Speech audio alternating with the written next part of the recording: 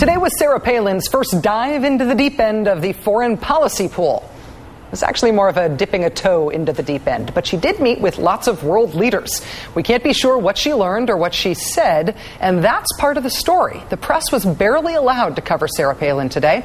A pool camera crew and producer had been assigned to cover Palin's meeting with Afghan President Hamid Karzai.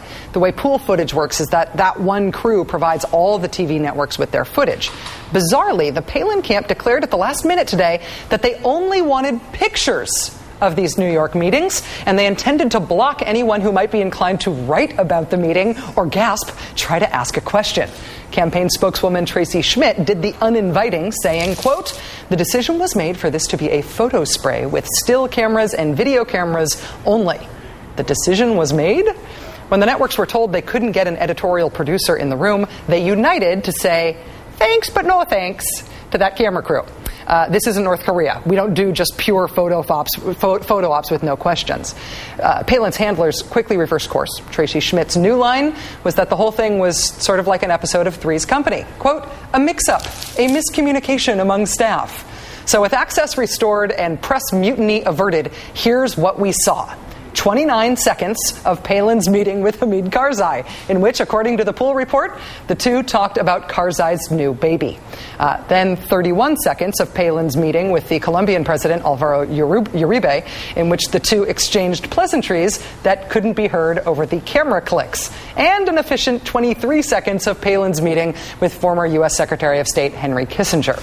The governor actually did take a question, just one, from a TV news producer who asked, "How'd it go?" She was seen to mouth the response, "It was great." That's great. If you're keeping score, Palin has held 0 press conferences and has done precisely 2 major interviews since she has been the VP candidate. Her rollout now threatens to cross over from extra super wildly controlled rollout to she hasn't actually ever been rolled out at all. Are we just supposed to take it on faith in John McCain's good judgment that she is who we want as vice president? What are they hiding her for?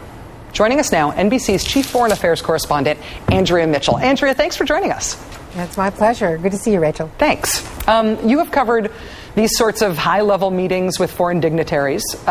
Getting at least one editorial staff member in the room to represent the entire network is standard practice, right? It is standard practice. It's standard practice for the White House, for the State Department, and often we are in foreign countries where it is not standard practice, like in Pyongyang or in Damascus, and usually the State Department insists upon it, and then we are at risk for whatever happens. In Sudan, I had the problem in Khartoum with the Sudanese leader when Condoleezza Rice's folks said, "We have to let these people in," and in fact, we were pushed and shoved and thrown out by the Sudanese, but that's not by American officials and certainly not by Republican campaign officials running in a national election here in the United States. I'm proud that that's an American journalistic value. That makes me have patriotic feelings about our sense of freedom of the press. Are you heartened, encouraged, proud to see the press stand up to the McCain and Palin campaign today and say, we're not going to compromise our standards? Sure, it is a tradition. Now, I have to say that we have compromised over the years. There has been a lot of pushback. When I first started covering the White House back in, the Stone Age, all networks were permitted, and there were only 3 networks back then. It was pre-cable. All networks were permitted in for every photo opportunity. And so you would have 3 of us in the Oval Office with Ronald Reagan, or even in the earliest days with Bush 41. Then post-cable, it did expand. There were 5 major networks, including the cables, 5 or 6 or more, and then they started restricting it to 1 editorial presence and 1 camera. But it used to be a big group, what they called an expanded pool. Now everything is what they call a tight pool, 1, but it's certainly never 0.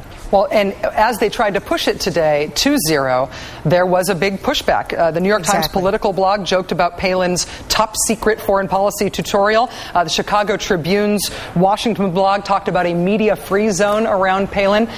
Is today's burst of attention sort of the culmination of a long, simmering, poor relationship between the press and the McCain and Palin campaign? Or is this a brand new fight just sparked by this one confrontation today? Well, it's a trend, and it is a trend that I don't think the press will necessarily win, because they have made us the issue, and so far, whenever it's the media versus Sarah Palin, the popularity, the reach of Sarah Palin over our heads, around us, is what really resonates mostly with the voters. That's certainly what we've been seeing out on the trail. That said, it's a principle that even if it makes us less popular, I think we have to stand by, because if the cameras go in, Rachel, without any editorial presence, what you don't see, as good as our photojournalists are, you don't see what goes on beyond the camera view. That's the reason for an editorial writer. That's the reason why you want a producer, a correspondent, preferably, in the room to say, sitting on the couch to the left was so-and-so, or prompting her behind the scenes, or him, as the case may be, or in that part of the room, I could see such and such.